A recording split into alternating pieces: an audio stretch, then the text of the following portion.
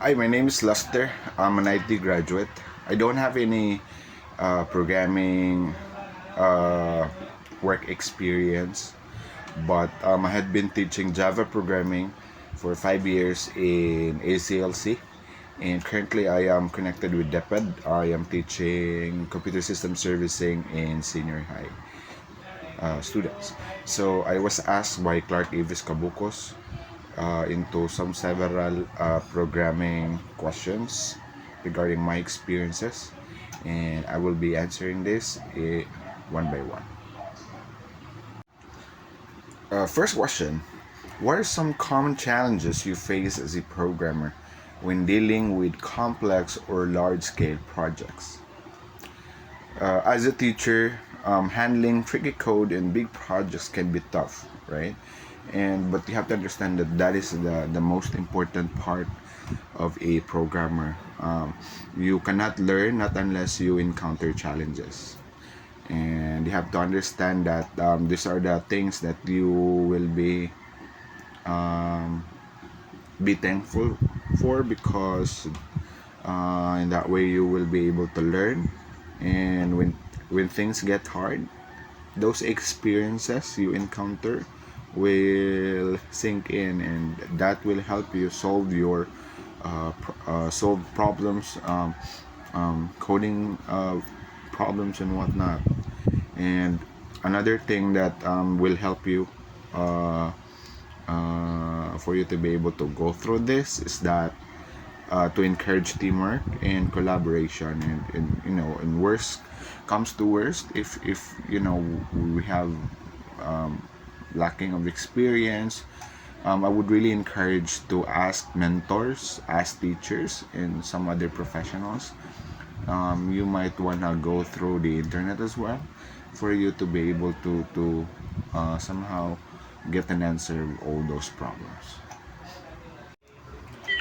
Second question: how do you handle issues related to debugging and troubleshooting in your programming work? So when it comes to fixing mistakes and in coding or figuring out what's going wrong, um, you have to understand that the journey is part of the process.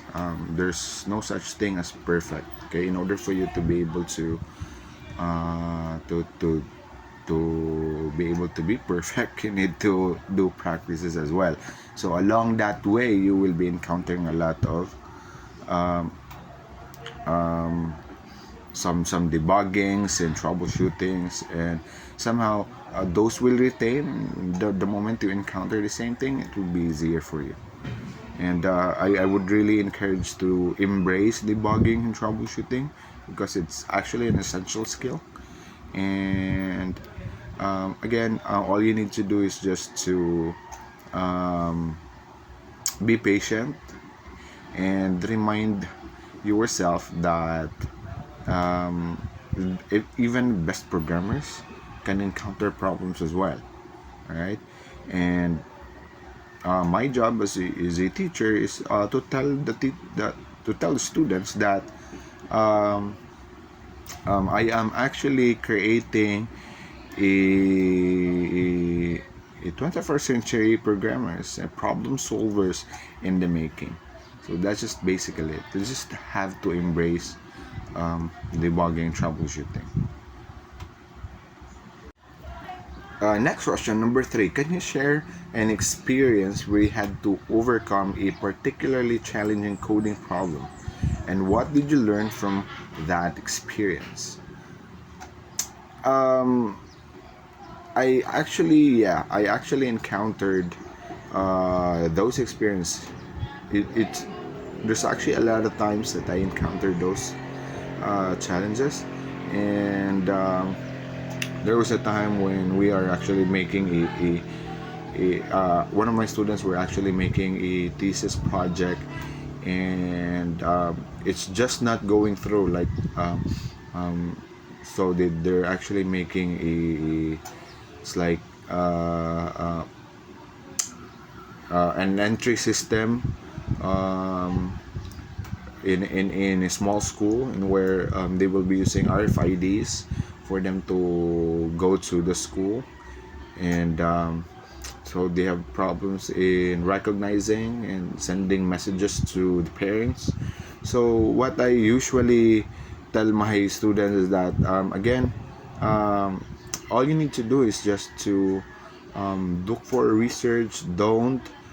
Um, don't stop if you encounter problems like that. Just don't stop, and then ask for professionals, ask your mentors, even ask your teachers. um, Also, you can search the internet for some other ideas. Perhaps you were unable to go through that problem because you have not experienced that. So I encourage you to ask them. All right. And the end of the day, you will be those struggle moments will become aha moments, right? And those setbacks can become your stepping stones. So you have to understand that those experiences aren't just stories. They're valuable reasons shaping the next generation of um, the next generation of projects in the future. All right. Fourth question: how do you manage time and prioritize tasks when facing tight deadlines in programming projects? In this fast-paced world of programming, everything is actually advancing, right? So what I usually do is in managing time in meeting deadlines. All right. You just have to practice that, because you have to understand that time management is also a skill. So it takes time for you to be able to master time management. All right. You would along the way you would be able to get this. You will be able to develop strategies and how to navigate tight schedules, handling pressure, staying organized, and being able to apply that in your jobs, right? And in a programming, as a programmer, you have to understand that the time management is actually an essential part. It's an asset for in a coding realm, right? And my job is a programmer to my students, that's to prepare them in the real world pace of programming. Last question. In the rapidly evolving field of technology, what strategies do you employ to stay updated and tackle the challenge of continuous learning as a programmer? Nowadays, there's actually a lot of things that's changed, especially the presence of AI. Like, everything is actually very easy, right? It's actually making programmers and some other IT professionals lazy, right? But at the same time, we can actually get it can also be beneficial, because you can get a lot of insights and most direct answers out of AI, right? But it's actually really crucial, right? And what I usually do is just encourage my students to learn, explore new trends together, and emphasize the importance of keeping skills up to date, right? And by staying curious and adapting the latest tech, you're not just learning programming, but at the same time, um, you are developing yourself as future innovators in this era. All right. So I would really encourage you, just embrace.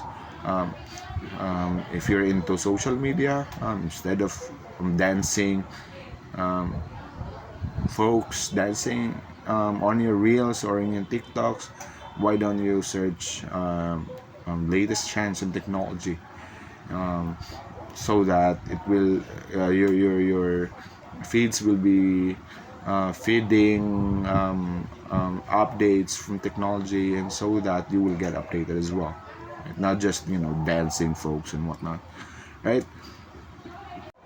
So those are some of my answers for Clark Eviscabuco's project. um, if you have any question, just let me know, and I'll be more than happy to assist you. Once again, this is Lester, and you have a wonderful day.